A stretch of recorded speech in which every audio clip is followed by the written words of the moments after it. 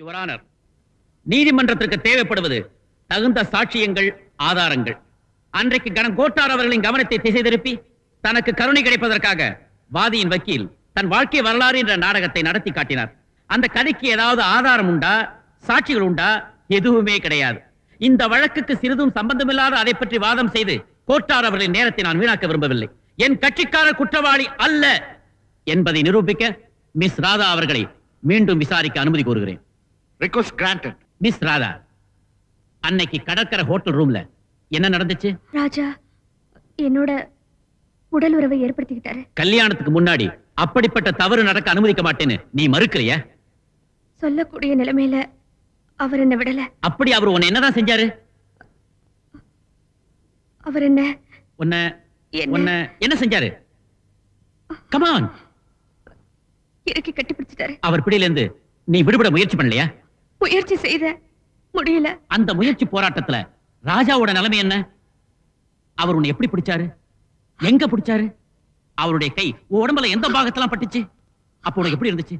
எந்த விதமான உணர்ச்சி ஏற்பட்டுச்சு? அந்த உணர்ச்சி உனக்கு வேணும் போல் இருந்ததா, வேண்டாம் போல் இருந்ததா? நடந்தபடி சொல்லணும், உண்மையை சொல்லணும். ஏன் விட மாட்டேன். Come on, tell me, tell me.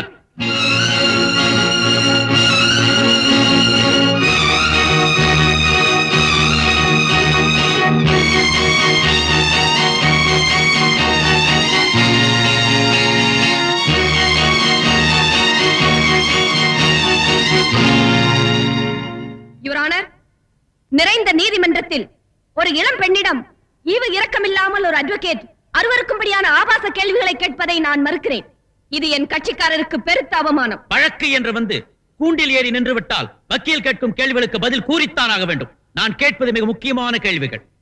கல்வி, நாகரீக, மான உணர்வு கொண்ட எந்த பெண் தான் இந்த மாதிரி கேள்விகளுக்கு பதில் சொல்லுவாள்? ஒரு பருவ பெண் வெட்கமானத்தை விட்டு இவ்வளவு பேர் மத்தியிலே நின்று அவன் தன்னோடு உடலுறவு கொண்டான் என்று தைரியமாக சொல்லும் போது அது சம்பந்தமான என் கேள்விகளுக்கு மட்டும் ஏன் பதில் சொல்ல முடியாது?